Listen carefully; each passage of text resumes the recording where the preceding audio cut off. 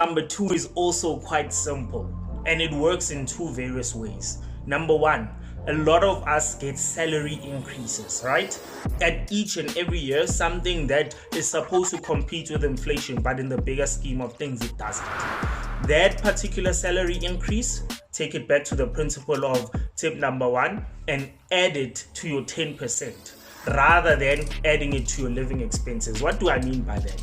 I simply mean take the entire increment that you get, that salary increase, and then add it to the bond repayment that you're actually making. Remember, you've lived without this particular amount for a certain period of time. I think you can survive a few more years without you actually jumping and dabbling straight into the additional income that you get. So I said it works in 2 ways. It's the salary increase or an income increase. In other words, if you do something that increases your income by a small or substantial amount, take that particular increase, perhaps break it down to say 10% of that, you'll put it and add it to the existing 10%, or the entire amount, you'll take it and add it to the bond extra or additional payment that you make.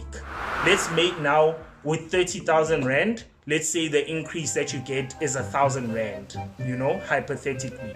That 1,000 Rand, you add it to the existing 3,000 from tip number 1, right? Now you have 4,000 Rand that you'll be paying additionally each and every month. So that 36,000 now becomes 48,000 that you pay up, right? And then the additional increase from the following year, 1,200 maybe. You add that in the following year, now you are paying 5,200 a month extra into your bond. By no time you'll be paying double what is required, and by no time you may be paying even more than double what is actually required, and therefore you will pay off your bond much quicker. Remember, the whole point of this video is to give you tips and strategies so that you can choose which one will work for you best in paying off your bond much quicker.